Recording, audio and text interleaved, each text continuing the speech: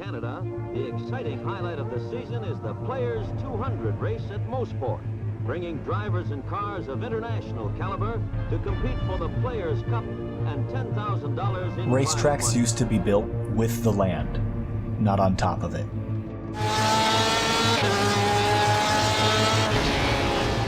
The race marshals round the track have a heavy responsibility. Their quick actions can prevent unnecessary pileups.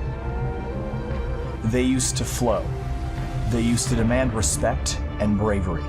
Some racetracks have withstood the test of time, despite changing attitudes on safety and design. The ticket sellers, the night's work is just beginning. Right through the night, race fans from hundreds of miles around journey to Mosport Park to set up camp, to meet old friends from last year, and to make this race meeting into the most memorable Since one of the year. 1961, this stretch of asphalt has remained largely unchanged.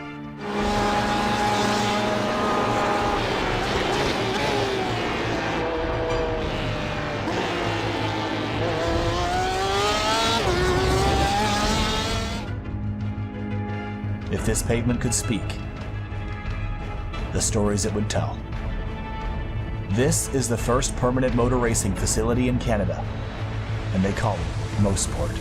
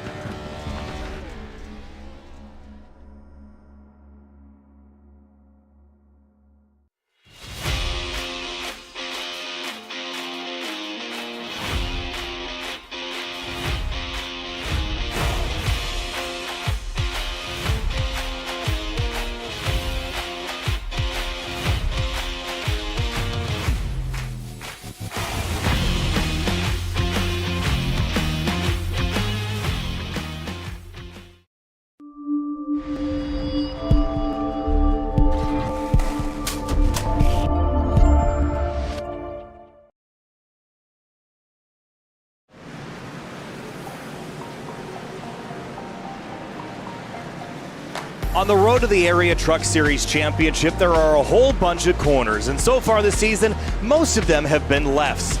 With a select few of right-handers in upstate New York, we now head north of the U.S. border into Bowmanville, Ontario, Canada, and to Canadian Tire Motorsport Park. This track, known as Mosport, hosts our 10th round of the Area Truck Series season.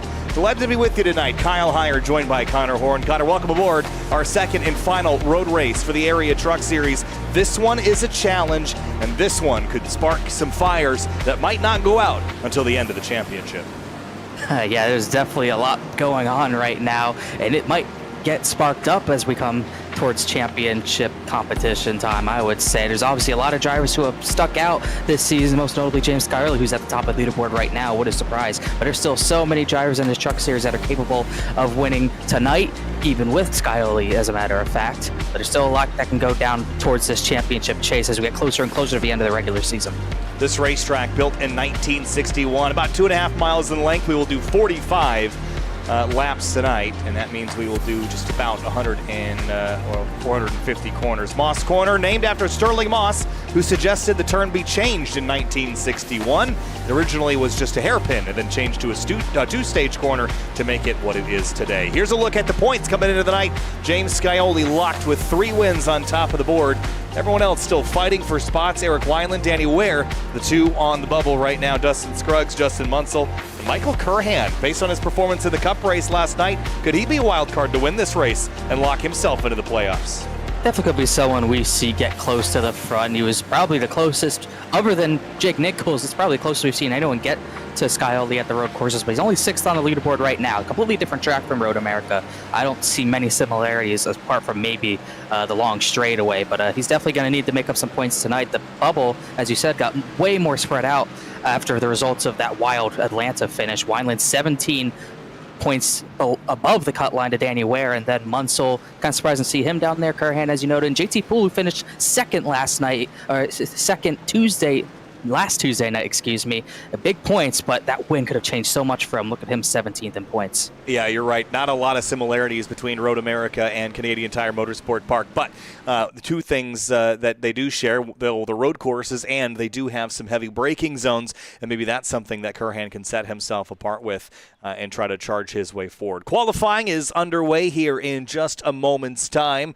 Race fans, be sure to subscribe to the Area iRacing Twitch channel for only $5 a month. You can watch all area broadcasts commercial free. You can also use new Area iRacing emotes in the chat and earn double channel points as a subscriber that you can use to redeem for free merchandise at twitch.tv/Area iRacing. Cars on the racetrack and heading down to get qualified, and with 3 wins on the season, Scioli was already a favorite, but especially so at a road course, he will be tough to beat.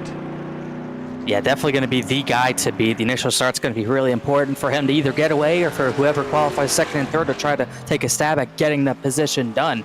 It's going to be very important for Scioli to get away cleanly, because you never know what could happen at Mosport. We've seen contact a lot here at this track when the Truck Series did come here. I always forget they don't go here anymore, which is a shame, but this car track combo always puts on a show.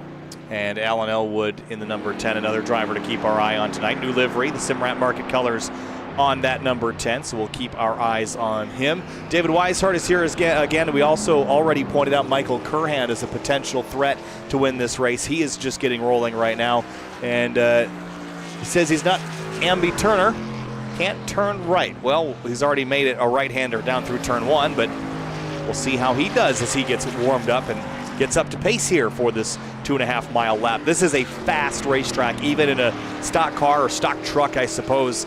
You're carrying a lot of speed and a lot of momentum, and it's very easy to make a mistake and slide laterally off course. Not as much camber and banking as you got at a place like Watkins Glen, but it still does have that high speed, high velocity characteristic.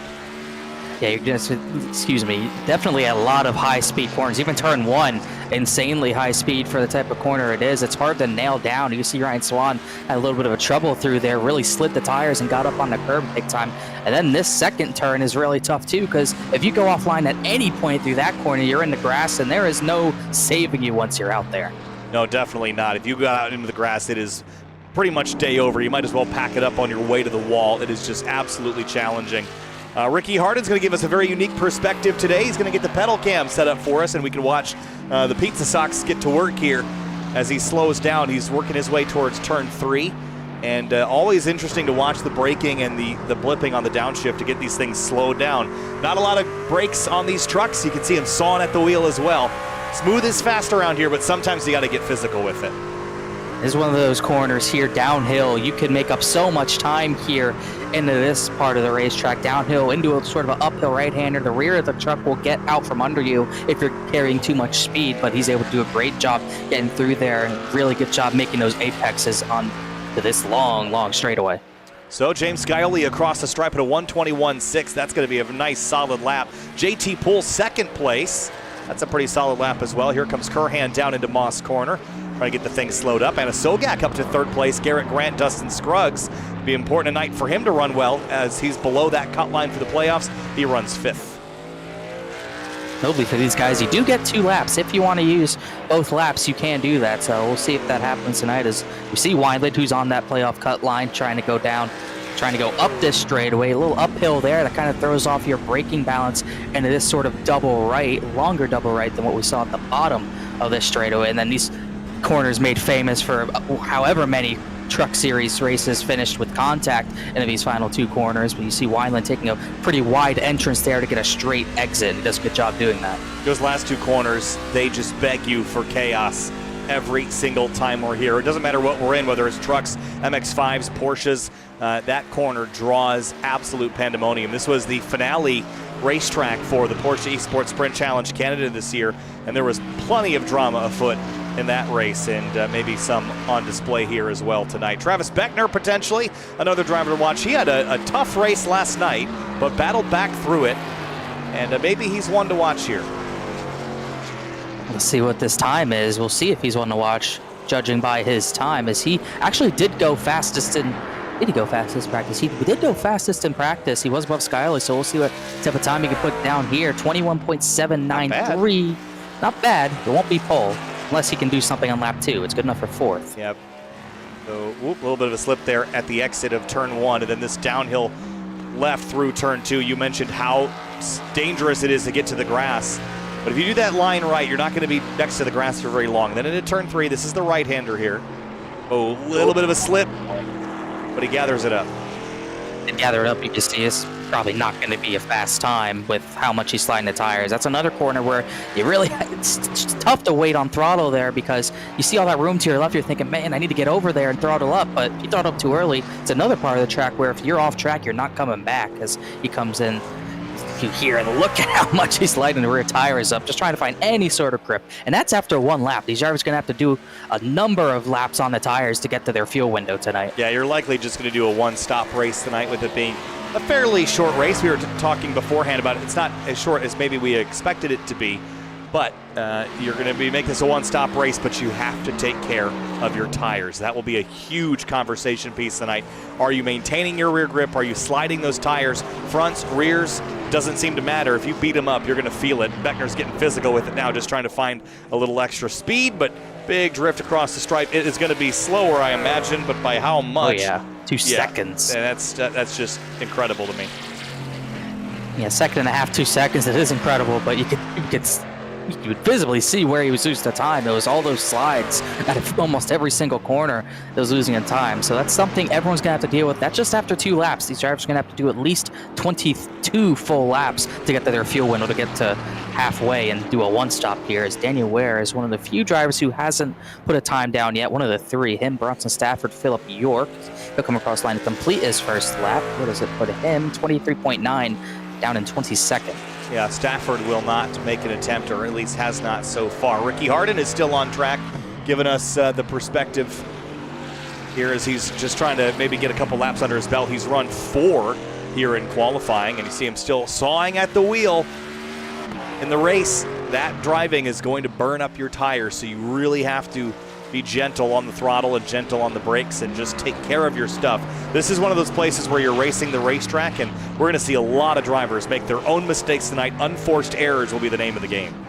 Yeah, we're going to see a lot of errors, I think, down into that section. If I had to guess where we're going to see incidents occur, it's either going to be there or turn 2, so we'll just have to wait and see. But it's hard, because you do have to race the racetrack, but also you don't have that many passing zones here, so you really need to capitalize on the passing zones that you really do have, like the entry to Moss Corner, which is a very aggressive braking zone, but you can make the pass there. You can make it cleanly, but Austin Cindric, as we saw a number of years ago, he did not have to make it cleanly. That was another one of those classic finishes, but they didn't even get to the final turns to see that one, as that's what we're going to be seeing the first draw, and all these drivers sliding the rears.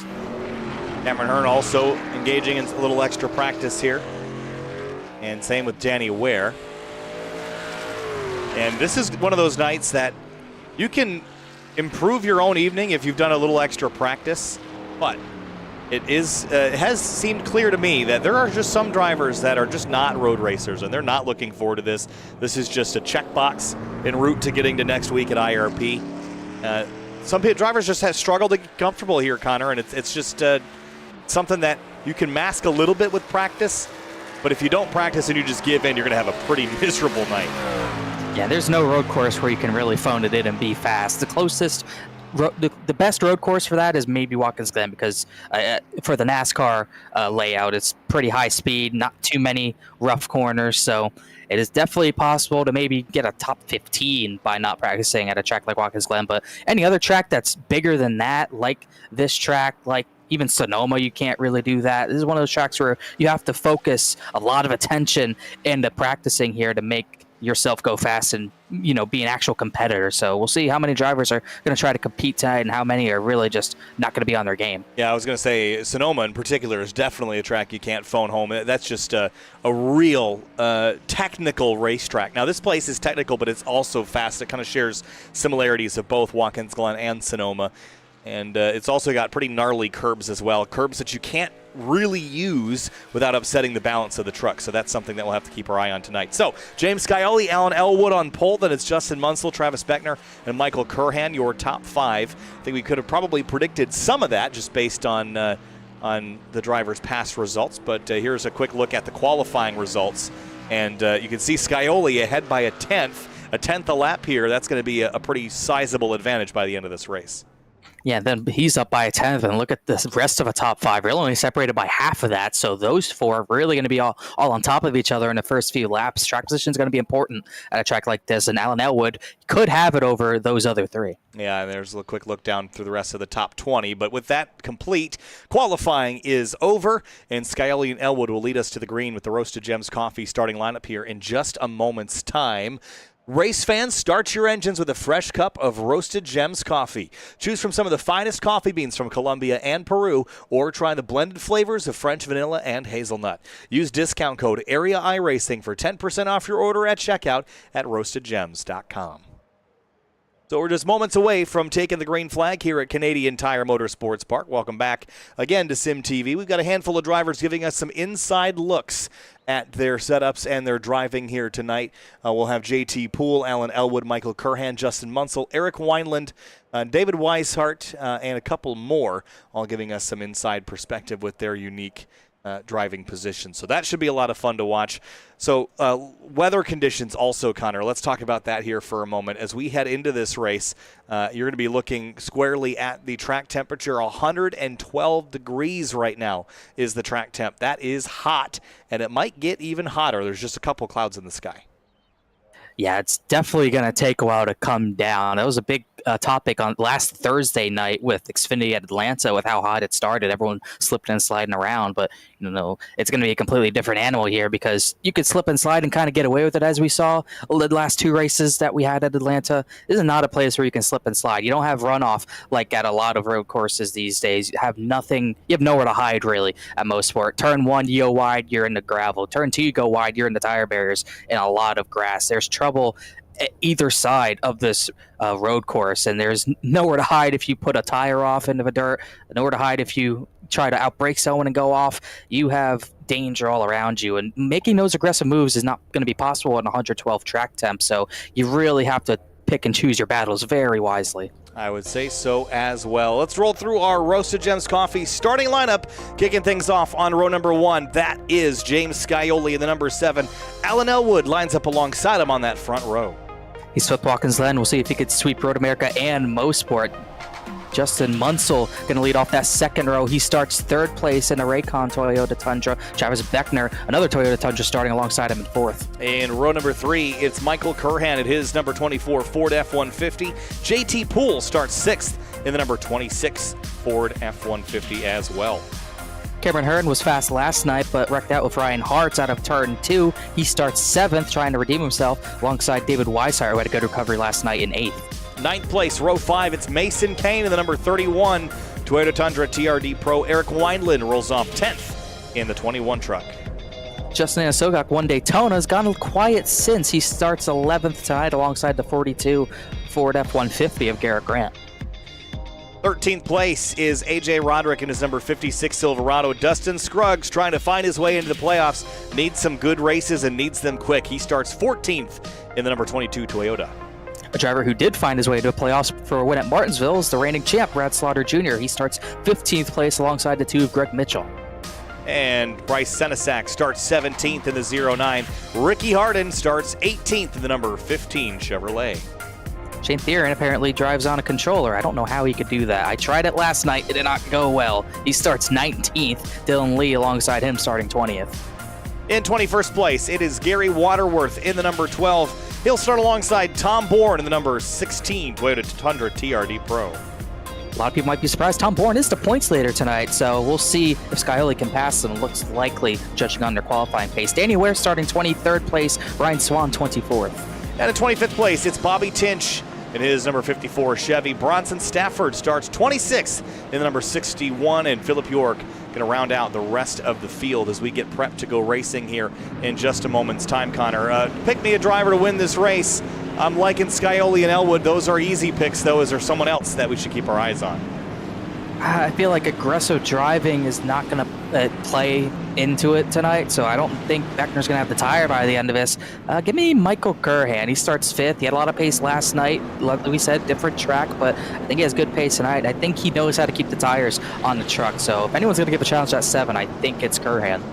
I think you are right. I'm going to keep my eyes on Travis Beckner as well, though. You mentioned the aggression might hurt you, and I think you're right, but I also think that Travis Beckner, in the position where he's got a shot to win, he might be the driver I pick just based on his ability to just go for the pass. So we'll see if that will work out. Down in the Moss Corner, famous complex here. This double right-hander, 5A, 5B, and 5C, which is the kink back to the left, just leaving the corner. That is part of this course. Here's a quick look at the track map, and it all starts with a run down towards turn number 1. That's the top right of the screen here, Connor, and you're going downhill from there all the way to the bottom of turn number 2. And then you have a quick snap to the right that leads you down to Moss Corner at 5A, B, and C.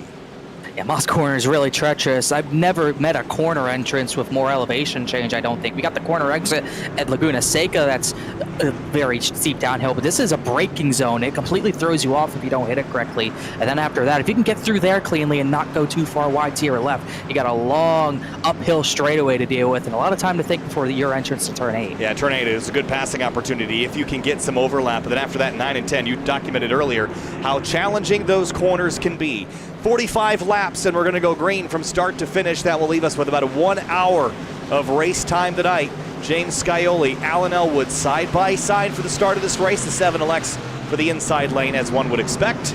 It's time to go racing for the final time on a road course in 2023. Season B, here we go. Green flag flies, and we're road racing in north of the border, Bowmanville, Ontario. Down into turn 1. Scioli and Elwood almost touch doors. They did touch doors. Elwood is way off, not way off, but Beckner to take evasive action. He tried to pinch Scioli down to the corner, but 7 was not having it of it. Big dramas in one truck wide. That was Justin Munsell getting pushed and shoved just a little bit and almost dropping a tire at the exit of turn 2. Now into 3. The 26 truck under fire, so is the 29. Elwood's wide again. He's going to get back on track. Curhan had the slam on the brakes to avoid him. That's going to cost him a few positions there as everyone's still trying to sort out and get away from one another. Elwood off to a very poor start in the number 10. Just does not have the grip. See the focus here as he tries to dial it in and get himself set up. First time through Moss Corner. Look at this mess side by side. You do not want to be side by side through there, but there's about 3 or 4 rows of it, starting with Brad Slaughter and Greg Mitchell, Harden, Lee, Senesac, Therian. They got through there cleanly, but that is dangerous time to be side by side. Scioli breaking away 7/10 up the road as the rest of the field filters down the back straightaway. This is another trouble spot here, is turn 8. I mentioned it's a great passing opportunity, so easy to slide sideways into the driver that you're running next to, so make sure you don't do that this early in the race. Ricky Harden all over the back of Greg Mitchell. Oh, Therian's way wide. He's off into the barrier. Dane Therian in the 83, a bad start already off the track. Tap forward. Yeah, and here's what happened. Oh, he just ended up wide. Ooh, that was a big hit. Oh, yeah, it was a big hit.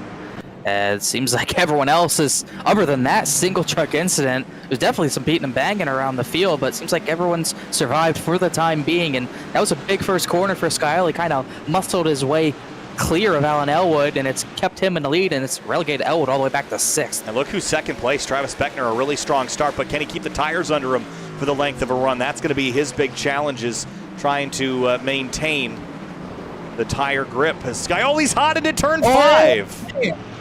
It's going to get Beckner all over his rear bumper. That is a mistake I don't think I've ever seen him make, but he was very lucky not to go completely off and lose the lead. But now Beckner, he sees him right in front of him. Big opportunity here for Beckner. If you can dethrone Scioli at a road course, you've done something. Scioli goes defensive on the back straightaway, looks left, looks right. Beckner tried to outbrake him, but bailed out. But Scioli, sliding the truck around quite a bit. You can feel the desperation. He knows if he gets past early, he's going to have to use up some of his tire to get back by. And Beckner's got to be desperate too. He knows if he doesn't really get him here after a mistake that was made, he probably is not going to get him. But you got to capitalize when someone this dominant at a road course makes mistakes like that. Ooh, a little bit sideways into one for Scioli even that time as well. But he's making good time doing it. It wasn't an aggressive slide, just a little bit of yaw. They'll head down into turn 2. Behind them, JT Poole is being hounded by Cameron Hearn, who started this race in 7th. He's up 2 spots to 5th. You can see these drivers going down the hill in that corner, sliding bad. Hearn is just going to let Alan Elwood back by there. He slid out of 2 and did not want to deal with it. As thought I saw someone wide out of 2. Not quite. Everyone's all good there. But you see, no one's having an easy time. No, certainly not. Beckner reeled in Scioli the last couple of corners, but Scioli does not make the same mistake twice, and he probably won't make that mistake again. Justin Munsell, though, keeping pace with these front 2. Let's keep an eye on that 6. Yeah, he's sneaky good at these road courses, so we'll see if he could stay up there. He is making good pace right now, but is he hurting his tires more than the top 2 doing that? He's well clear of JT Poole, who, as we were saying, might be holding a few of these guys up a little bit. Mason Kane in 7th. Solid start as Beckner closes closer to the rear bumper of the 7, just making sure he knows he's there. So now the question. Oh, way wide. Someone's way wide. Alan Elwood killed the barrier. Alan Elwood again. You can see the disappointment and frustration on his face. He has hit that wall, and he hit it a lot, Connor. He's broken the left front suspension. Yeah, not going to be able to get to the pits either until he lets the entire field by. And now he takes that hard right turn before Bobby Tinch comes to the scene. Still no change for the lead. That was wild. You can see just completely overdrove the entry. Yep, and then got into the wall there. And that's where he got. It wasn't even that hard of a hit. It was just enough to break the truck. But Philip York is out as well, so Alan Elwood, the first major disconnection, and that will end his volley for a lead here tonight. But Scioli and Beckner still battling. And again, the question I was going to ask was, who's driving harder right now? Is it Scioli trying to defend, or is it Beckner on the attack with the chance to pass Scioli just ahead of him? I think it was Scioli before his mistake, but I really think Beckner's trying harder to just get by him. He knows how important it is to get track position over someone like James Scioli, so if he can get him before they have to pit, that would be huge. His only other option would be to undercut the 7, and he wants to make sure he has track position right now. He doesn't want to have to leave it up to fuel mileage or tire wear. I don't even know if undercutting Scioli is even a good idea, because you give him the opportunity and fresher tires, and he'll walk right by you late in the race. But lap 4 is complete. We make our way into lap 5. Battle for the lead continues. One of the closest ones on the track besides this one, Anna Sogak and AJ Roderick. Roderick's been kind of steady so far. He's only gained the 1 position, really the only position after Elwood went out. So just trying to chase down the 88, really just stay in touch with the 88 right now. Anna Sogak's trying to stay in touch with Garrett Grant, who's pulled away by maybe over a second at this point. Someone's wide in 2. I think that was Ricky Harden, but he keeps it on track and doesn't go way out of the way. Ryan Swan was off at the final corner and lost a couple of spots in the process. And whoa, Beckner just had a drift. He drifted all the way through that corner. And Munsell tried to get around him, but he spun up the rear tires, trying to take advantage, and just like that, a second advantage for James Scioli. I was saying, I could assure you that 28 was driving harder, and that was pretty much the proof right there. He lit up their rear tires. Now this is going to be a bad situation, because he's not going to have the rear tires at all, really, for the rest of this run. You slide them once, you're in a bad spot. Yeah, and it's just so consequential, this place, right? Even for Scioli, he has to be careful. We saw him make a pretty rare mistake, but you don't have to push that hard to make a mistake at this track with this kind of vehicle. So I would not put it past anybody to make a catastrophic mistake, even late in this race. I saw it in the Porsche Canada Series. We could see it here tonight. Some of the best drivers in Canada at their home track threw it away late in the going. I don't see why it couldn't happen here. Yeah, it's never over till it's over, especially at a track as I would say worn out as this. It's definitely not fresh pavement by any means, so you get that, hard old pavement plus the track temp being over 100 degrees, you're going to be sliding anytime you press that gas down. Someone like Michael Crahan would know. He slid a lot, as looks like Gary Waterworth went for a slide, as clean a slide as you could have. This was into turn 1, I believe. Yeah, I wonder if he just drives in there a little bit too hard. Yep. Wow. Went around for a complete spin, actually. Did a good job not going way wide. That could have been much worse. Yeah, pretty harmless, all things considered. And Bryce Senesac hounding Dylan Lee and Ricky Harden. These three are the closest on track right now, and this is all for a 15th place position right now. Harden's up 3 positions right now, trying to pull away from these guys. Dylan Lee's up 4 positions. Senesac's kind of stayed where he is, and Brad Slaughter Jr.'s well off these guys, falling back as side by side up the straightaway. Tough place to be side by side. Senesac's going to back out. Yeah, on the outside there's a really hard line to maintain. Eric Wineland's got trouble at turn 8, and has he hit somebody or hit the wall? Doesn't look like he hit anyone. Everyone else is going fine. He stays on the track. He stays in about 19th position. You can see the left front is a little damaged there. Well, here is what happened to Eric Wineland. Off into, he was hot, real hot, and then likely drops a tire right there, and he's going to get the wall pretty hard, actually. Ooh. That was a pretty big hit. Yeah, you're right, as he's going to continue, but you can see the left front's pretty messed up around right in front of the left front wheel. You can see it's kind of curled up. And the left rear as well, probably not as critical, but how much is that going to impact the handling? I guess jury's out on that one. This is going to be survival of the fittest tonight. Just every couple laps, we're going to see somebody make a mistake somewhere. And it's only going to get, wow, you see him jump the curb there down the hill. It's only going to get worse as the run goes on and the tires get progressively worse. Dylan Lee just got a shot from the front of Bryce Senesac. Those two were going at it the last few laps. It's almost running Senesac into the grass. I don't think he was happy about that bump in 5B. Yeah, these two are getting physical. I don't think it's over yet either. I think you're right about that. Into turn 8, Senesac bails out again. Maybe trying to get Dylan Lee to overdrive. He did just slightly that time. And they're dragging in Brad Slaughter Jr. We haven't really mentioned him yet tonight as Lee goes wide in turn 9. Opens up the door for Senesac. You go wide in 9, it completely ruins your flow for the next set. You miss turn 9, you're not making turn 10 well. It almost gave Senesac the opportunity to get to the inside, but he wasn't able to do it. And like you said, Brad Slaughter Jr. has been brought into this. Yeah, Brad started 15th. He slid backwards in the early moments of this race, but trying to get pointed back the right direction and has a couple sparring trucks ahead of him he'd like to get back by. Number of battles right now. Wineland's right in front of Danny Ware and Bronson Stafford. They almost made contact. Lead's still about a second. 28 of Beckner's kind of kept it that way since his big slide. Mason Kane, Michael Crahan right next to each other. Not what I expected from Crahan. Thought he'd make up a few positions, but he's actually fallen back 2 positions after he had to wait for Elwood. Wow, that was a big jump. Stafford spins Wineland out. Yeah, just got up on the curb and looped him, and through goes Ryan Swan. But yeah, this one was coming from a little ways back. Watch Bronson Stafford here. See Wineland slip, and then in the brakes here, the 61, not quite to the inside, just got up on the curb and tags him around. That's about, these curbs aren't really known for being that troublesome either. That's about as hard as I've ever seen anyone jump a curb here, as we see Dylan Lee. He's been passed by Bryce Senesac. Now he's being hounded by Brad Slaughter Jr. Even got a tap there out of the corner. Yeah, the curbing here is huge.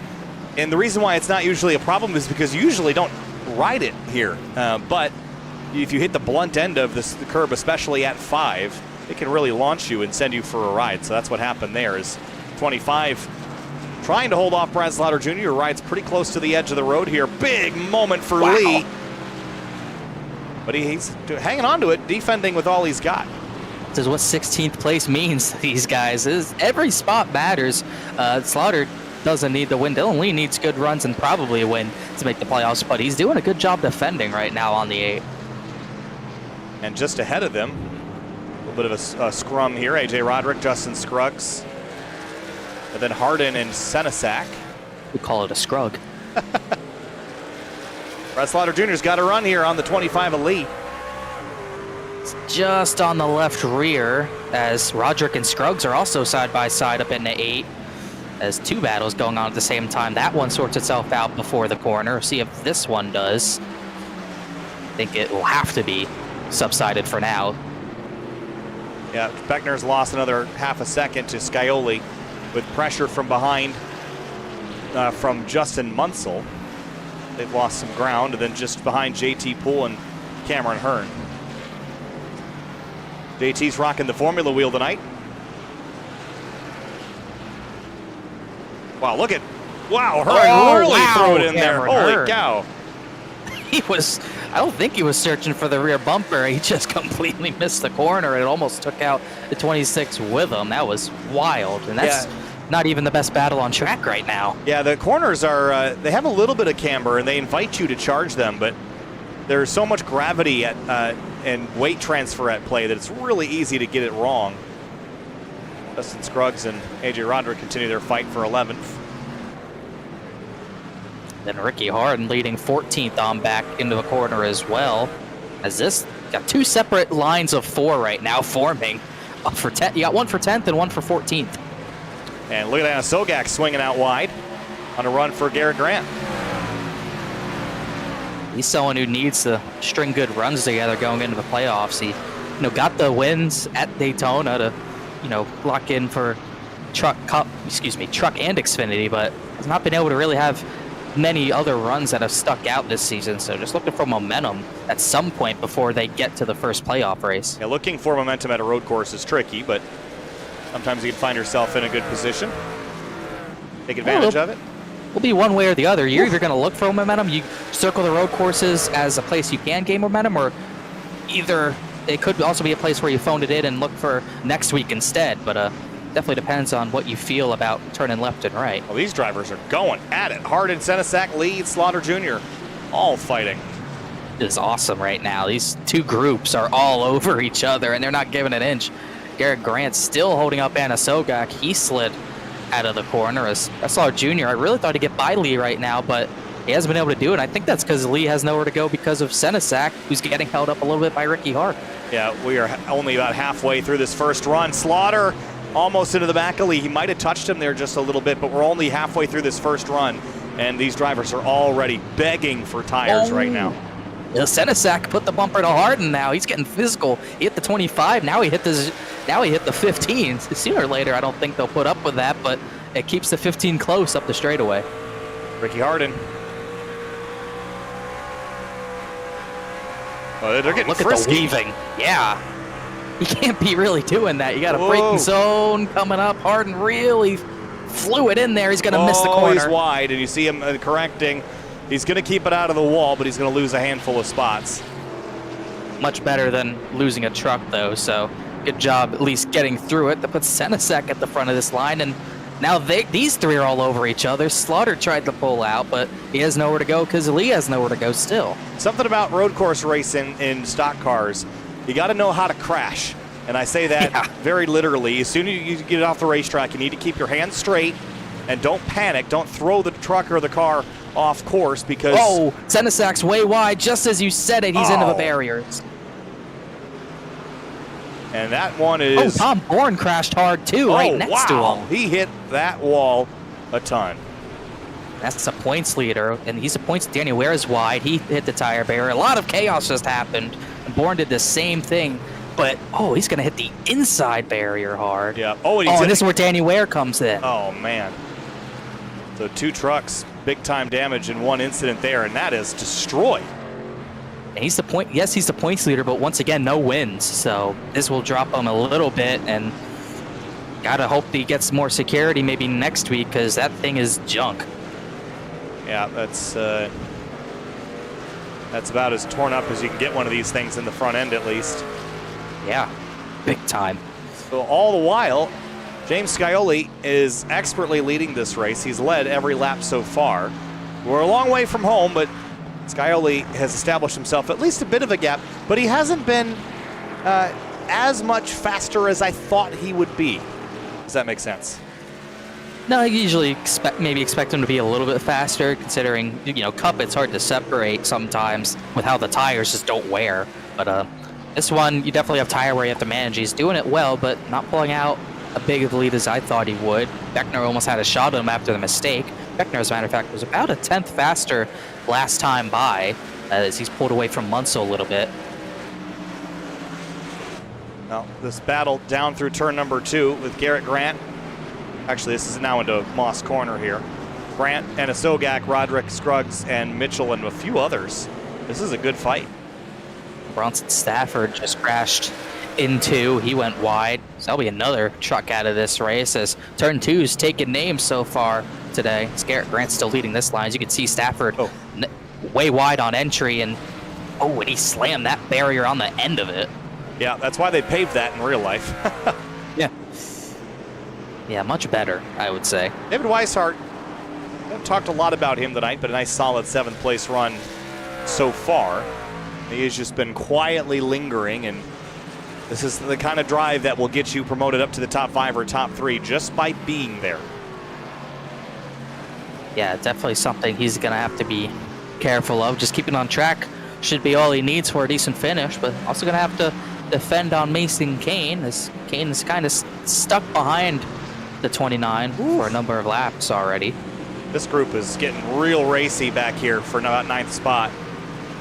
And when you're racing each other and you're not racing the racetrack, that's when you get yourself in trouble. Yeah, you lose focus of the track and start focusing on the rear bumper of someone. Sooner or later, it's going to catch you out. Beckner off at 5, and here's what happened. Yeah, he lost a lot of time there, but only lost 1 position. Yep, just got a little wide at 5B, and that's common, but did a good job not throwing it into the wall after this. Yeah, did a good job doing that. Almost looked like he hopped a curb, and that's what sent him off. Now he's going to have to defend 3rd from JT Poole, who tried looking to his right side before they got to 8, but Beckner shut the door rather quickly, as Curran and Hearn have found each other, as I believe Curran's kind of chased him down here. Yeah, keeping our eyes on some of those that were a factor last night at Road America, and Curhan was one of those. Ooh, big moment there for Hearn on the entrance. That rumble strip on the inside of 1, that's one of the few curbs around here that's flat enough to use effectively. And you can straddle that and find a little pace. I don't think you need to drill it, but watch Hearn just slide those rear tires. Yeah, it's fortunate for him. He's near the end of his run as Curhan really sent it in there, but Hearn's definitely feeling the effects of worn tires right now. Still decent times, but nowhere near what they could be right now as he's struggling to keep the 24 behind him, and I don't think this battle will last much longer if Curhan really shows the nose. Yeah, got a couple good battles around the racetrack, as this time by is the 1/3 mark of this race. So if you wanted to split this race into 3 runs, you could. I don't think that you'd want to. The fall off hasn't been all that significant, about 2 seconds worth. That's some, but I don't know if you can make a 2-stop strategy work. I think you still got to do a 1. Oh, and Asogak almost got spun. I was wondering when that bottle would pop, and it kind of did there as the 88's out. Now Roderick's offline. These guys are going at it. Yeah, Scruggs now joins the group. 56 on the inside, Scruggs on the outside, and here comes Greg Mitchell with a head of steam. Where's he going to go? He's going to have to stay driver's left. So easy to overdrive it when you're offline, as Roderick's going to overdrive it just to clear the 2 back and get to the rear bumper of Scruggs, as Garrett Grant had been holding the 88 and others up, and now he's got a gap to deal with here. Well, here's what happened a moment ago. And Sogak had some connectivity problems, which probably aren't helping. They got down into 5A, 5B. Here. Right there, and then that's what creates that bit of contact. That could have ruined Roderick's race if he slammed into him, but no damage done as the 88 falls off that battle. And it's now Scruggs trying to lead them back up to the 42 of Grant, who's been a good job just playing the entire track and just sitting in the middle of the track, making sure they can't pass him. It's kept them in 9th place so far. The run down turn 2 and turn 4, both of those corners, you're just at such high load. You could probably throw 8 in this as well. You are just sticking to a rail, and if you derail, it is just a total train wreck of a lap. And you can find yourself in the wall very easily. And speaking of derailing, Dylan Lee jumps the curb there into turn 4, and now is under fire from Brad Slaughter Jr. That is probably the scariest place to get sideways. It's like a roller coaster going that hill. I don't know how he didn't crash because he was completely sideways, but did a good job hanging on to it as Curhan and Hearn still bumper to bumper as these two have been going at it, much like Lee and Slaughter have been going at it for almost the entire race. Yeah, battle for a top 5 spot, so it's pretty fiercely contested here. Curhan a bit more aggressive on the curbing through 1. I think Curhan, if he could pass Hearn, I think he could fight with JT Poole for 4th and maybe even get up to Beckner, but is not able to do it right now. And he hasn't really gotten close enough to have a legit challenge to Cameron Hearn, a legit look to the inside. Eric Wineland's up there a lap down. First truck 1 lap down at the moment, but again, without yellow flags. Boot point.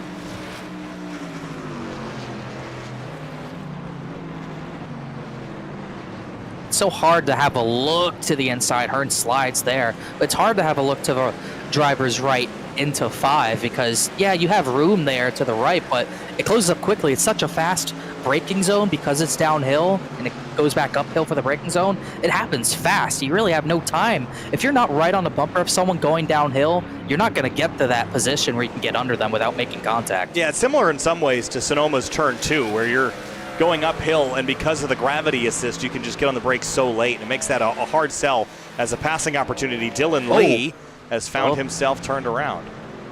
I wonder if they finally got together, or was this on his own? They've been battling hard. Might have been on his own unless Slaughter gets up the inside here. No, just a little too hot and throttle up too quick. Didn't hit anything, but there goes a position right there. Luckily, because he had such a big gap to Senesac, it is only 1 position for now as first pit stop, Greg Mitchell just pit. Mason Kane hounding David Weissart here for position. Let's see if that undercut works for Mitchell, but yeah, Mason Kane's kind of been surprising here. He was 7th, I believe. Weissart had gotten by him, but Mason Kane's got a new life to his tires right now. He's been chasing the 29 back down as these two are really all on their own at this point as... That was Danny Ware who went wide, but this battle still rages on. Yeah, I'll bet you that Greg Mitchell's in a fuel window. I wouldn't pit until my tires are half old. Yeah, I don't want to be having old tires to the end, but trying to look at where he was a part of that battle. He had fallen off Roderick Scruggs Grant, so I guess he figured because of how close he was to that battle, he pits a lap earlier, he could get them, but I just don't see that. I don't see anyone pitting until maybe 5 laps from now. Scioli leads by 3.5 seconds, and his last lap was a little slower than Justin Munsel's, but quicker than pretty much everyone else. So Munsel trying to reel in Scioli just a touch, and that time through was just about the same pace as the leader. Yeah, just maybe a few hundredths slower as no one comes down this time by, so Greg Mitchell's going to be on an island. As you see these battles starting to widen out maybe a little bit. Garrett Brand is still right in front of Scruggs and Roderick, and Stogak is chasing those guys back down. Battle for 2nd, really battle for 3rd, maybe heating up a little bit. Grant's fallen off of Cameron Hearn, and Cameron Hearn has been chasing down JT Poole. Ricky Hardin and Greg Mitchell going at it. Greg on fresh tires, and he'll easily win that fight. Brad Slaughter pit. I'm a little surprised to see these early stops. Missed his pit box there. Very small and narrow boxes, and you see him having to take 2 attempts at it to get it lined up. Gonna kill his time. He's gonna kill any time he would have gained on new tires, really, as Ryan Swan goes a lap down to Scioli. Yeah, it is surprising. This is about 3-4 laps before I think you would hit. In the 2 pit, maybe 5 laps before that. It is a little bit surprising. Curhan has refound, I guess, the back bumper of Cameron Hearn as JT Poole is kind of starting to hold these guys up. Wow, he's sliding the rears. Cameron Hearn pushing the issue. And Michael Curhan making sure that he has got the pressure applied nice and consistently. Now the other question is, we could be pushing the longer end of a fuel window here. I'd imagine we are now. So is this pitting out of necessity? Your 2 laps of saving wouldn't have been all that hard to do here with all the downhill we've got. So I just have to imagine that you'd be saving fuel to make that 1 stop easy. Definitely possible, but it's much harder to pick up kill saving at a road course, especially at this road course. Wow, Curran's really sliding. But it's possible that these drivers are doing that. It's really the obvious choice. Pitting twice at a road course is tough to do. Wineland just spun in the 5. Somehow saved that. I thought that was going to be a crash right in front of 4th, 5th, and 6th, but he did a good job. Yeah, that Wineland's was... saying on the radio he's going to be sad if it doesn't make the broadcast highlight, so we'll get your highlight in right here. Yeah, well, not even a spin, more of a drift. 6 out of 10, Eric. We'll give it to him. We'll give him something. Not exactly Formula D. He's hoping he's on the highlights. All these leaders that he's letting by now are like, please don't do that again. Really going to hold up Hearn here and really give Curhan a shot to do a crossover out of a final corner. Good battle here, and it's all behind JT Poole as Wineland tries to recover slightly. As here comes Weishart on down pit lane, lap 21. But a huge percentage of the field, about 60 to 70% of them, have not come down yet, and you only have to go another lap to effectively make halfway. A lot of drivers coming down now. Weishart is in. Dustin Scruggs and Stogak, they come in at the same time. As looking at that battle, Hearn did get by Curhan did get by Hearn, and now Hearn's really dropped off as they're navigating lap trucks because of that. Munsell has slowed his truck down, at least last time by was half a second slower than Scioli, so gave up some time. Now the question is, Scioli pit this time or next time? You have to go one more to be absolutely sure you can make it. It's at the point where you can wait for Munsell to pit and then just pit after him so he has fresher tires. There's nothing anyone behind him can do really to jump the 7. Yeah, he's going to stay out, so he's easy good to the end of the race on one stop. So it kind of confirms what our suspicions were.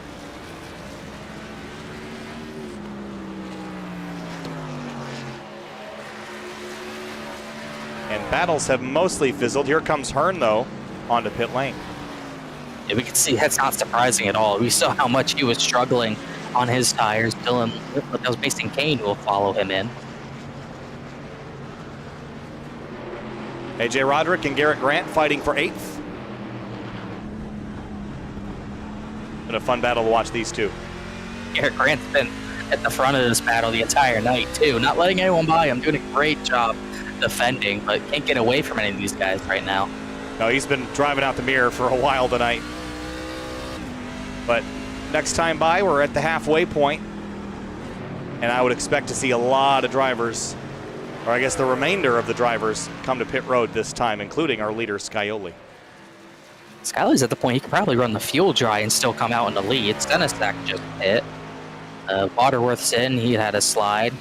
Scioli can go as long as he wants. There, he has no threat to him right now. It leads up to about 5 seconds.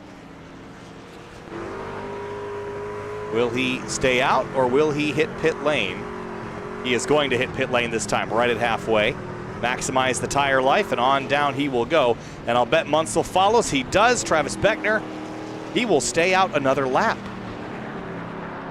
Yeah, as long as he can make it, might as well get the freshest tires to the end. So will JT and Curhan. And Hardin's already made a pit stop, yep. Dylan Lee, he had pit. Everyone else had pit at this point except maybe Garrett Grant and AJ Roderick. Grant's coming in, Roderick's following him. Very slow pit lane, and as I mentioned, very small pit stalls. 14.8 second stop for Scioli, and he's off and away. Got to watch the pit exit commitment line there. He does, and he's free and away. Nice 32.8 second lane time, which is pretty efficient. And in doing that, he gets clear track. Nothing's ahead of him for a while. Same thing for Munsell, too, so. Whoa, Beckner really pushing those tires, trying to maximize this in lap. He has put a good gap. JT Poole had reeled him in after his mess up, but he's pulled back away from the 26. And behind 26, he's got Michael Curhan, and these guys are racing, still racing, all the way back to their pit stop. And Curran's going to throw the offense on him. trying to force him into a mistake. Not able to do anything there. It's probably erased the pit entry as Beckner pulls off the pit. And I don't see how these guys can go much further. They're going to have to come in bumper to bumper onto the pit entrance. Oh, JT had practiced that maybe a bit more effectively than Curhan did. Was a bit more aggressive. Knew exactly where that pit speed began. So they will come on down pit road. Now, will that extra lap do much of anything for them other than cost them some time? He's out on that one. Goes on under stall. Yep, Skyler's going to get by them easily. And next in line is Munsell, also by easily. Then Cameron Hearn is really the one we have to look at. Beckner's going to get out easily ahead of them. J2 Poole and Curhan might be closer. It's going to be really close, actually. I think Cameron's going to beat him. Yep, he will. And now Weishart maybe is the question mark here, but he will also get on by in the run down to turn 2. So drop Curhan down to 7th. And the lead between Skyoli and Munsell about 4.7 seconds, so not much of a differentiator there. And now everyone's got to reset. They can kind of just fight out from here, but 4th place is going to get interesting. That was really interesting as Hearn and Poole almost hit as Poole really drives over the curbing there as Hearn's wide sliding again. Poole's able to stay out of the rear bumper of him, and these four are going to be all over each other with differing tires. Yeah, a couple, Weishart on the oldest, JT and Michael Curhan on the newest. And heading up the back straightaway. Speeds here, about 165 miles an hour before they're back on the brakes. It is not slow by any stretch. 20 laps to go next time by, and there's been trouble at 5. Dustin Scruggs, I think, was the primary incident here. Here's a look. Eminem and Sogak were the sliders. Here comes Scruggs. Yep, wide there. And Sogak does the same thing. I think he got scared of what was happening. Wow, Garrett Grant did a good job weaving through that to get 2 positions away. He really did. JT Poole, he has Cameron Hearn in his sights, and he is focused. He's going to have to go soon because Weishart's going to be holding up Curhan for a little while, but it won't be much longer until that 24 gets by. He's trying to get aggressive. Not much he can do. He fixed his camera. If he did that under his pit stop, though, it wasn't looking good. Now we can see Ricky Bobby. Pressure's on. Cameron Hearn looking out the mirror. JT Poole out the windshield. Curhan and Weishart trade spots behind them. But JT, he is on edge in the seat and on the track. He is all over Cameron Hearn, all over his bumper without hitting him. That's impressive to be able to do that. Still not able to make a move. I think we're seeing that downhill into 5. It really isn't a passing zone. You don't have the room to do that, and these drivers know that. You can hear the revs even pick up on the back straightaway coming over the crest here. A lot more aggressive on the brakes than the 4. Leaning on the lateral load of the tire quite a bit through 8 and 9. It's only going to get harder to defend here. Almost a tap there. I think he did tap. Hit him again. Now he's showing him, hey, I'm here, I'm faster. You got to get out of the way before it gets bad. Yeah, that was a big one. And again, coming to this last corner, watch the curb hop here. Just drives in and bam, up and over the curb. And that is a really upsetting curbing to jump. And I'm impressed that he didn't end up crashing after that. But you see him working the wheel. He is busy behind the wheel of that thing. And now the Curhan's by. He's got the tire advantage. So if he doesn't make this pass on Hearn, Curhan's going to get them both. So he's got to go. He's got to run.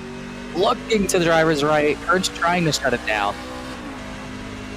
Fascinating battle here. Drivers driving. Downforce non-existent. Mechanical grip non-existent. You're driving on ice. Here he comes up the inside. Thinks better of it.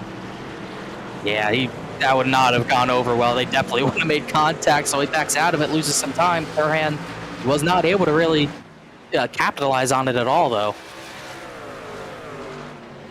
And David Weishart's kind of fallen out of this conversation, but this is the hottest battle on the racetrack, and it is for 4th place. It's not going anywhere either. This is going to be to the end if no one passes anyone. Battle for 2nd is somewhat close, though. Beckner's fresher tires. He's chased back down Justin Munsell. Yeah, that will be one we'll keep our eyes on here, but so will this one. I think every time he's going to get the run to get alongside, he just never has enough to do it. Beckner's doing a good job here defending as much as Whoa. he can. Sliding while doing it. Oh, big protection there. Hearn's going to miss the corner, maybe. Whoa, Hearn's way wide. Poole sees the door open. He's going to throttle up out of turn 2, side by side.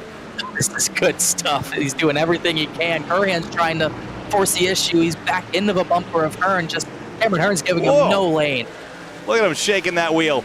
Here he comes to the inside. What a battle. Oh, he's going to force it. Driver's right. I think he's going to try it. Oh, he's going to back out again. I think Hearn's going to...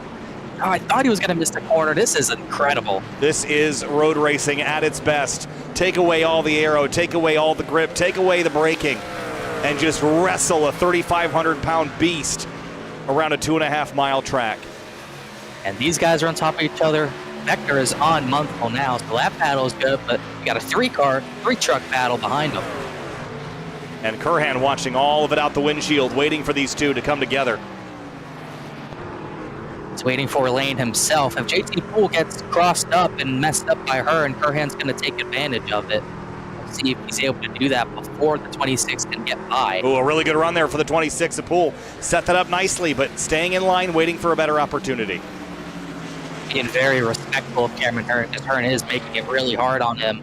He's going to get to the right of Hearn here. It's going to be tough to do, though, around the outside. Yeah, this is a tough turn to do it, but he's going to give it a try. Down the hill, offline, tucks back in to chop off Michael Curhan. Big rear tire slide there. Don't use up your stuff. Whoa. I don't think you get better than this. This is incredible, but he's running out of time because Curhan, he's going to find a way by if JT Poole can. Watch his smile. He's having a blast right now, but he knows he's burning up his tires too, so you can't do it forever. Up the inside of 5B, that's a huge send for JT Poole. Side by side, they almost touch, but he can't complete it. And now here comes Curhan. Oh, he's there. He's on the bumper. Poole's shutting it off, though. Curhan lifts. I'm surprised he lifted. He gave JT Poole a big break there. That was wild. And a momentary break for Cameron Hearn. Now it's Curhan and Poole because Hearn's going to have some breathing room, like you said. It's going to bring Weishart a little bit closer. JT's overdriving a touch now. He's got those tires angry. He's probably a little upset himself because he just cannot find a way past that Ford truck. Beckner's battle has, I wouldn't say it's subsided, but Beckner did lose some ground to the 6. Yeah, this is still a volatile fight as well. Maybe not, well, at that time Beckner reeled him in a touch.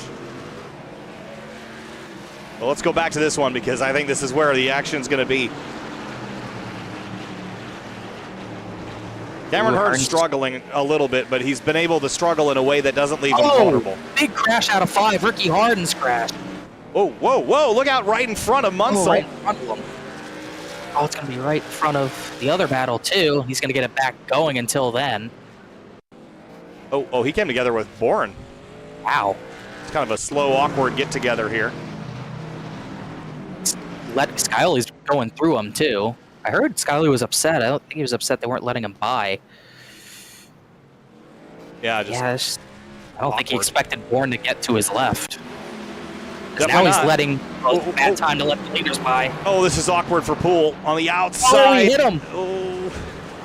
He's going to get by him. That was close, though. Oh, Hart's going to give it back to him. Man. That was out of gloves order, off. I think. Yeah. Gloves off, getting lapped. That's surprising. That's going to lose Curhan a lot of time to both of them. Next time by, 15 laps to go. Battle's still raging all over the track. How about this one? Garrett Grant and Dustin Scruggs. This is for 10th. Garrett Grant once again kind of leading the line here as Scruggs, Roderick, and Anastoga, even Brett Sawyer Jr. kind of closing in on all of these guys. They're still all chasing Greg Mitchell. He pit early. We talked about it was kind of a tough situation to pit early, but he does still have a decent gap for that 9th position for the time being. But Grant is chasing him down to maybe half a second per lap. Munsell to the inside of Dylan Lee. Maybe temporarily held up. Beckner going to get some slipstream. Sorry, Hearn had a big slide into 5 there, so all the time he did have on pole kind of lost it there as these two are going to go side by side now for position. waiting for Dylan Lee to maybe lift, as he finally did there. This battle is now the closest one on track. Yeah, it's very tight. Beckner has taken pretty good care of his tires tonight, actually. And he's excelled here, running for second place, having this battle inside the top 5. He has the lap fresher tires than Munsell and even Skyly, but obviously Skyly not in the question, 7 seconds up the road. All right, Hearn and Poole back at it.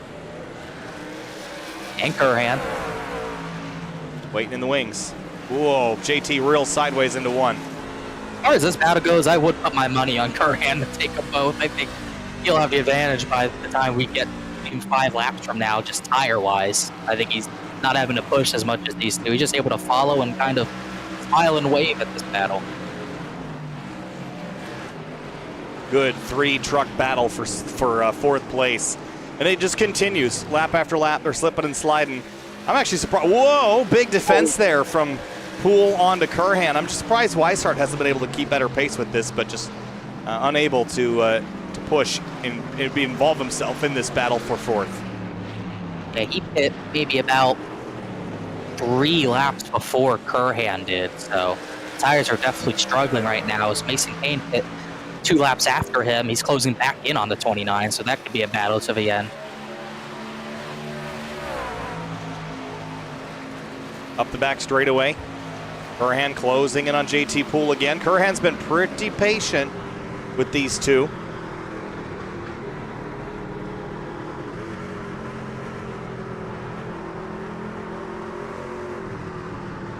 See how much JT Poole's able to close in the final corner, especially. Curhan's also able to close then even more than that. There's always, you can always pocket that last corner dive, but you are going to crash. It's just a matter of who comes out the other side. It's not going to work out in your favor or the other guy's favor. So No. if you want to make an enemy, it's a great corner. But I don't think you want to do that. We're getting close to playoff time. Not to mention, Chuck Race used to be in the playoffs at one point. It seems like he's losing the advantage he had. He's not able to stay on Hearn's rear bumper as well as he was. Now Curhan's on the offensive. Yeah, he's just burning up those rears a bit too much. And it's allowing Curhan to close the gap. But Poole, on entry, he's able to use the grip. Hearn, big slide. Here's an opportunity. Oh, and now he bumped him a little bit there. He's right on his right rear corner panel. This could be the move. On the quarter panel now, up the hill. Hearn tried to close the door, but can't. Side by side for 4th, up the back straightaway here in Mosport. Giving him no room, put him on the grass, but if he's going to make the move, it's here. I don't know how much Hearn can really do from this spot. He's going to put him on the curb. They're going to bang doors through turn 8. Side by side.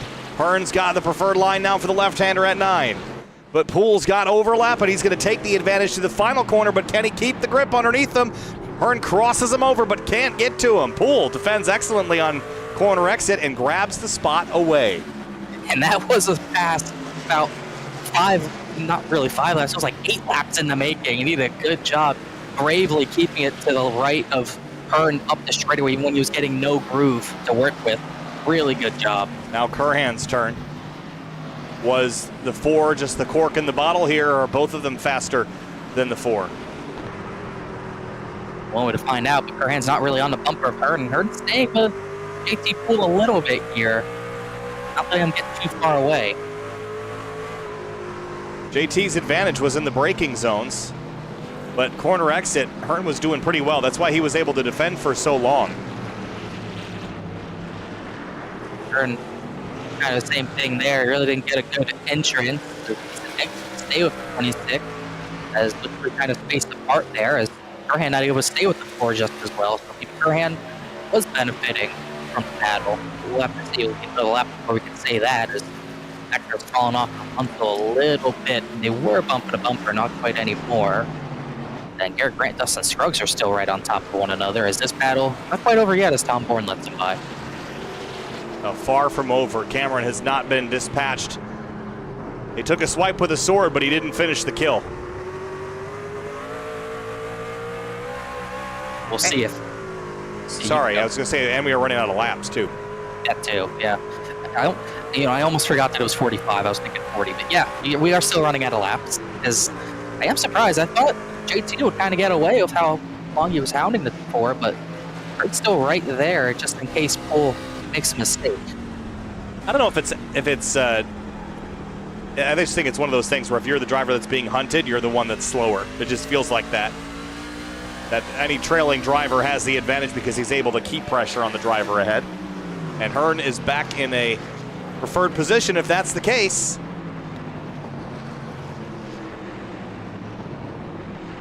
I like Poole's line a little better through 5, though.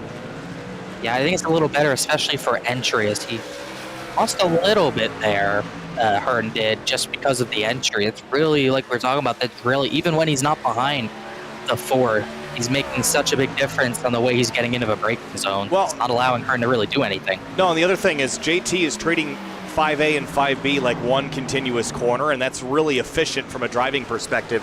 You're not loading up the truck and then unloading it and loading it again like perhaps the 4 of Cameron Hearn is, kind of treating them like 2 separate corners with a throttle up in between. If you do it right, you don't actually throttle up mid-corner. You're just a slow trail brake into 5B. So it seems like that's what JT is doing, and it's been just slightly more effective so far. But this 3-horse battle for 4th has been excellent so far. It's funny because it's been a 3-car battle, 3-truck battle, but Hearn hasn't moved as they both slid too deep into turn 2, and now Hearn's back. Look out. All 3 Ford F-150s. Cameron dives into 3. Good exit for the 26. He slipped, but so did the 4. Oh, man, he slipped big time. Here comes Curhan, and Hearn's just going to let him by. All right. New assassin with the sniper up on the roof here. Oh, Poole went wide. He's going to slide again, and Curhan's going to be right there now. Now the run up the straightaway. Wow, Poole's out of control. Curhan was out of control just trying to get the drivers right. All that work Poole put in to get that 4th position, it's all going to go away here. Curhan takes advantage and gets right back by. Yeah, that made that one look easy, but now JT goes right from smiling right back to focus face. He is getting back to it. You can see how hard he's driving. His camera's changed every time we've cut to him.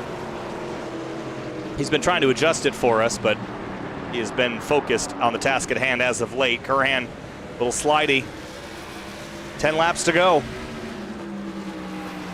That battle, we'll see if it subsides now as that order is completely different. Poole's looking like he's struggling out of the corners compared to the 24.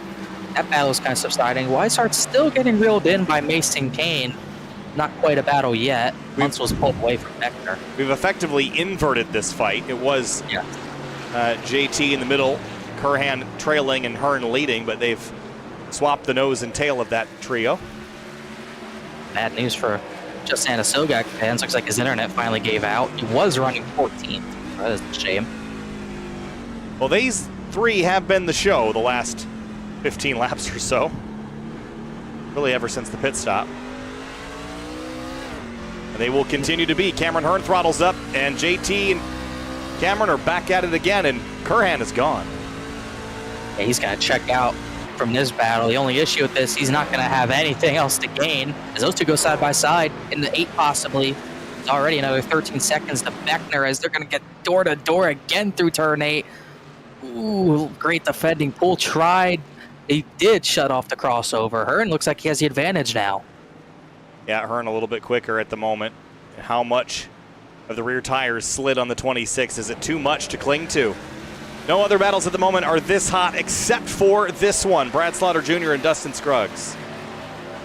Yeah, Scruggs was right behind Roderick, but fell off at the end of that sector, and now Slaughter's trying to get the 12th position away. Actually, Roderick had passed Scruggs, excuse me. Scruggs is the one falling back. Slaughter's the one on the offensive. I'm kind of surprised because Slaughter was one of the earlier stops. He was going to really hit him there. That was a little aggressive. These 2 are still throwing down the gauntlet here for position. This is for 12th. And right back to JT and Cameron Hearn. So their pace in 5 is so much slower now than it was when they were initially battling. But you can see Poole still just a little better in that part of the track. You see, you really opened up the gap. Yeah, that was an excellent corner for JT. Eric Wineland has had more problems, and this has just been a night to forget for the 21. This is turn 2. Looks like he slid the rear there and never recovered, and you're going that fast into the grass, it's over. You can see, hard hit there. He's trying to, front bumper just falls off. He was trying to throttle up out of it, and he wasn't able to. Oh, and going to go off again at 5. Just one thing after the other. You definitely can't wait for IRP, I bet. Get your elbows out with that new damage model as well at the short tracks. Yeah, we might see more front bumpers fall off. They'll definitely be used, that's for sure. These two just will not quit. Now Hearn's getting the rear of JT Poole very squirrely. Oh, JT sideways. Can he save it this time? Wow. Huge drift for the 26, and he will give the spot back to the number 4. It's got to be frustrating. He used all of it up to get one position, ends up losing one, really. Ends up losing 2. But in the grand scheme of things, he's back 1 after that. Now Hearn's sliding as well. Both of these drivers drove the rears off it. Well, they're having an excellent scrap. They're going to enjoy talking about this one for a long time to come, but unfortunately, it's all just for 5th place, as James Scioli has quietly led the huge majority of this race. We've had excuse me, Dustin Scruggs just got spun by Brad Slaughter a little bit there. Kind of saw that coming, as they'll get back away from that. Ooh, Brad just got in there really hot. Yeah, he tried everything to not do it, but he did it. Scruggs left. I'm kind of surprised by that. He didn't even have any damage. That was for 12th, and he was still going to be 13th. He will call it a night on that. They'll probably just not happy with how the racing was there. Yeah. Race fans, be sure to check out simwrapmarket.com for custom iRacing paint scheme templates that are simple to use and help you stay more focused on the racetrack. And James Scioli has led all night long in that Rick's Hot Sauce South Beach heat truck. Race fans, be sure to check out rickshotsauce.com for some of the best hot sauces made locally in South Florida. Try the Loxahatchee Classic, Golden Garlic, Palm Beach Pineapple, or South Beach Heat. Follow the Rick's Hot Sauce Rookie of the Year battle in the Area Cup Series and see which driver will take home the $100 prize as the highest finishing rookie in the point standings. Now all of a sudden, this is the closest battle on the track. Grant and Roderick for a top 10. Yeah, this is a pretty good fight. 42 versus 56. These drivers have went at it before in the race, but they're kind of reigniting their scrap. Surprised, because we were kind of questioning Greg Mitchell pitting early. He pit from 12th position. He's still 9th and relatively on his own. Greg Grant really hasn't been catching him fast enough to make a difference in the last 6 laps here, so could end up working if he's good on fuel. So the battles up front have begun to fizzle, and this is your best fight on the racetrack. In the last handful of laps, the last 10 or so, we have lost 5 drivers to self-inflicted incidents. Scruggs, Wineland, Ware, and Wineland's still on track, so is Ware, but they're a couple of laps down. And Bourne at the end of this straightaway almost went straight on. Yeah, well, Bourne has had another like-to-forget day. Just like last week. He did this last week, I believe, in the Xfinity race. He had no front bumper for like half of it. He was still top 15 most of the night. That's what he's doing tonight. Just, well, you got to minimize your bad nights, and by staying out there and running, it's not any fun, but you're salvaging points from a dozen other drivers that have had worse nights than you. Funny enough, the driver he came out in front of, it's pretty hard, and that is for a position. So, does have to be careful of that. Oh, Grant, Roderick starting to play the game here, diving down into turn 2 a little harder.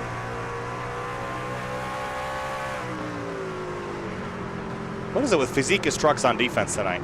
Yeah, it's really all they've been specializing in it for sure. And I think Garrett Grant's kind of been the best at it, as a matter of fact. It's only been for 9th and 10th, but he's done such a good job keeping trucks behind with tonight. And that is why he's still in the top 10.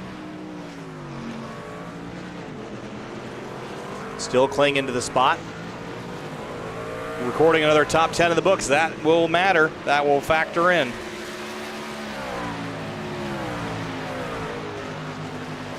But all out front, James Scioli by nearly 7 seconds. And every time you go to a road course, just like he did last night, you have to count in James Scioli. And when we head back to Road America on Thursday night, who are you going to pick? James Scioli. You just can't ever count him out at a road course. Not to mention when we come back to Road America on Thursday nights, it's not like he already has 7 wins in that series this season.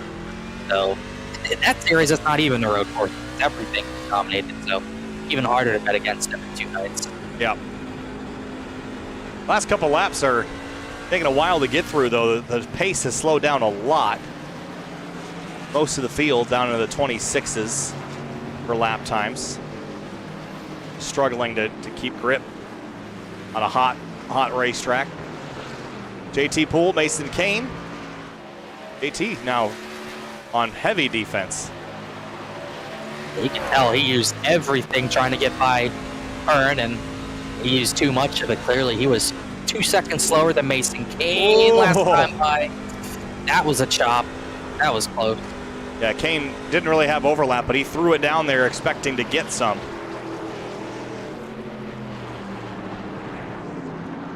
And I think JT's in trouble. He might lose a position to Weishart at this rate. He is really slowed down, and down to the inside turn 1. Whoa. That is tight, but Kane's able to keep it under him, but not enough overlap to really stay. Whoa. Oh, wow. Yeah, it's just tank slapping all over the place. He has no rear grip right now. He is hard at work, and Kane almost drops a tire at 2. Wow, yeah, this is probably the worst time to have to pass someone when they have no rear tire left and they're just tank slapping. He's sliding again. He has nothing to defend with. Weishart is definitely going to get the position, I think. Yeah, so JT was fighting for a top 5 spot.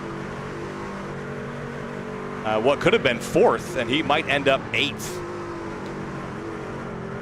See him just yawing that truck out sideways. It's out of control. Oh my gosh. Weishart focused, smooth. Here he comes.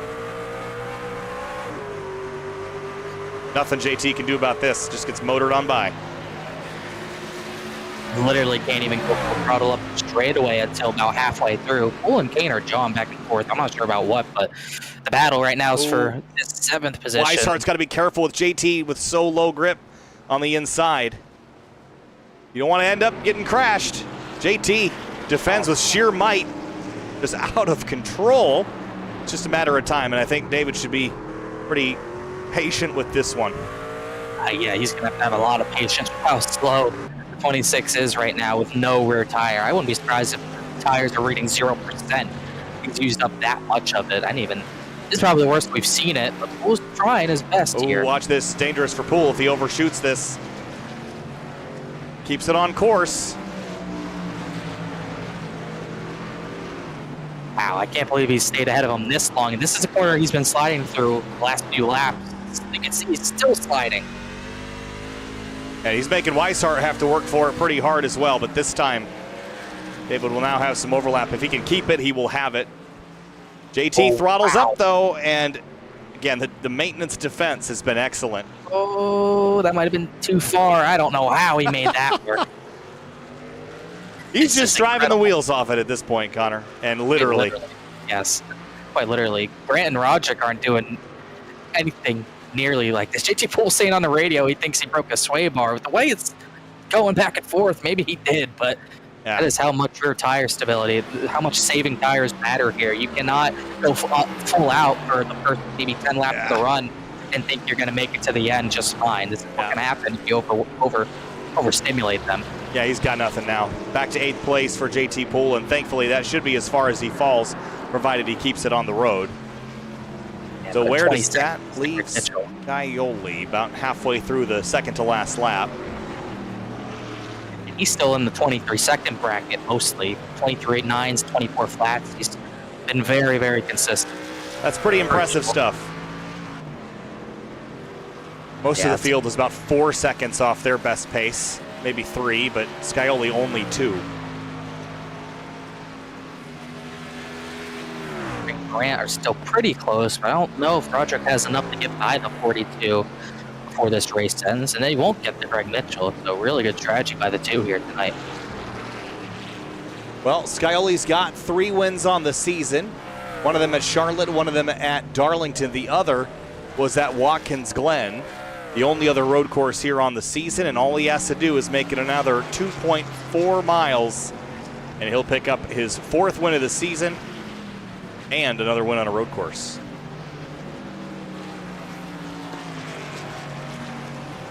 It seems like everything after once we get to the white flag lap, seems like everything pretty much calms down. So many battles that were so strong through the long run here on this final tire stint just subsided. Grant and Roderick is really the closest battle on track. Final time through the downhill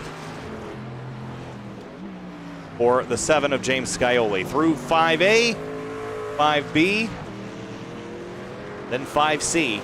And last time up the back straightaway. And other than Beckner's assault on him in the first dozen laps or so, Scioli has been uncontested. You saw how hard it's been to pass today. If he went wide in 5, that was his only mistake of the night. If Beckner got by him, could have been a different race, but he was able to kind of completely keep his cool, as he always does at these road courses. He kept his cool, was able to keep it on track and keep it in the lead, most importantly. Well, James Scioli in the number 7 Rick's Hot Sauce truck. Every time you head to a road course, you look for that road bell to ring. James Scioli, the road course king, wins another one. Mosport, race 4. His 4th win of the season, and Scioli gets it done. Justin Munsell, a solid, well-earned 2nd place. Yeah, really solid 2nd place. Travis Beckner 3rd. Michael Curhan fought through that fight with Hearn and JT Poole to finish in 4th, and then Cameron Hearn, outlasting an assault from JT Poole, will come home in 5th place, with Mason Kane quickly approaching, but not quickly enough. A really solid charge by Kane. He kind of came out of nowhere, almost got top 5, so really strong run for the 31. Weishart slides to 7th. JT Poole is still drifting out of the final quarter, but battle is still closest for this 10th position. Roderick, I don't think, has enough here. Oh, he really charged it, though. Drove in really deep for 10th place. 2 corners left, 9 and 10. Swing left, swing right. Roderick on Garrett Grant. Opens the door. Here he comes. This is that battle we were waiting for. Man. And there, they're going to run into each other. And Roderick gets turned. That Slaughter's going to get them both. Spun Grant out.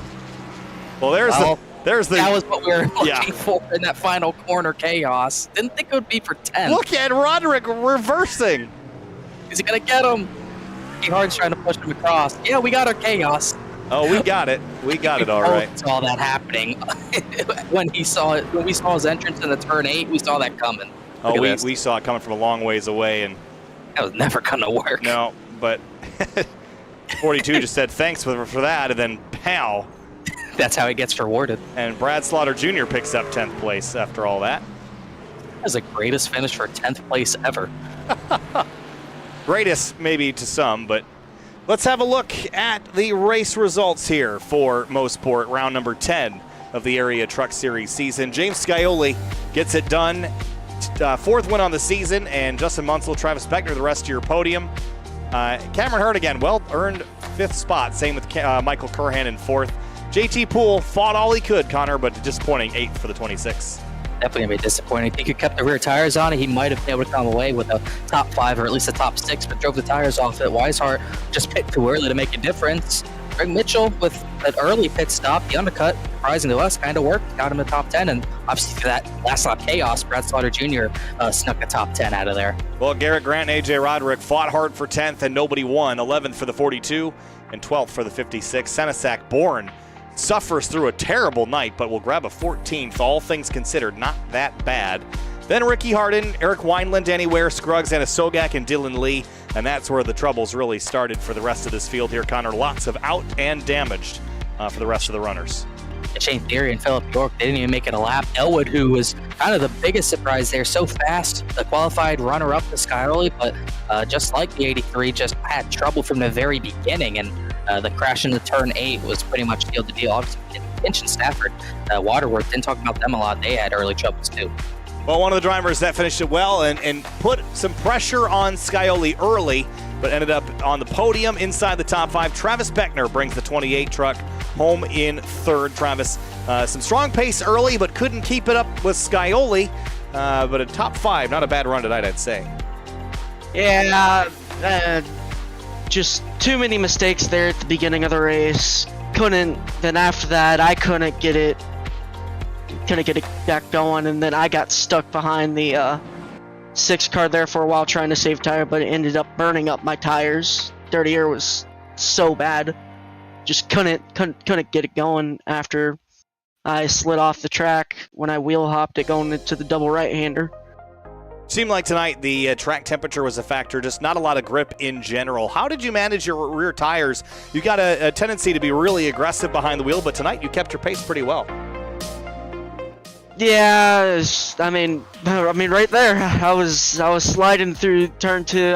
I was sliding everywhere. Just wasn't a rear wheel slide; it was a 4-wheel slide, and just couldn't do anything. Either way, race was still fun. Just wish I could have done a little bit more. And yeah. Well, Travis Beckner home in 3rd place, the number 28 Calusa Pines Toyota. And Travis, congratulations. Not a bad run. We go to IRP next week. Yep, and before I go, I'd like to thank my sponsors, Calusa Pines Landscaping, Thompson Pipe Group, Rick's Hot Sauce, Celsius, Area, iRacing.shop, Black Buffalo, Holston River Machines, BG Creative, Huckett Films, everybody at Miller Race, and y'all taking the time out of your day to come do this, and all my family that's watching tonight. Thanks, Travis. P3 for the 28. We'll see you next week. See you. And 2nd place tonight, a strong run for Justin Munsell. Not quite enough pace to run Scioli back down, but not a bad night at all. A P2, Justin, so congratulations on that. What'd you need to run down that 7? Probably just a little bit extra horsepower, honestly. Maybe give me some more new tires midway through the run. I mean, what can you say? It's basically the Scioli show and everybody else. We call it the Scioli Invitational, right? I'm proud of the effort today. I put some effort in this week practicing for this track, and it really clicked with my driving style. So I figured I had a good shot at not just getting a podium, but having a shot at challenging Scioli. The problem is that when you make 2 mistakes, that's 2 less, or that's 2 more than what he makes. So you can't really make those mistakes and expect to win. But with all things said and considered, I'll take a P2, especially with the point standings being the way they are. Try to make that run to get the playoff spot. So hopefully in these next 2 races we can continue to close that gap and maybe get a lucky win at Talladega or something. So we'll see. Justin Munsell 2nd tonight in the number 6. Justin, congrats. We'll see you later. Thanks, guys. James Scioli, 4th win of the season in the trucks, and again, road races are kind of your thing. And Road Ringer, you're the king of the road courses so far this season. Swept him in the truck series. You had some pressure early, but after that, it was home free. Take us through your night and driving away from the field.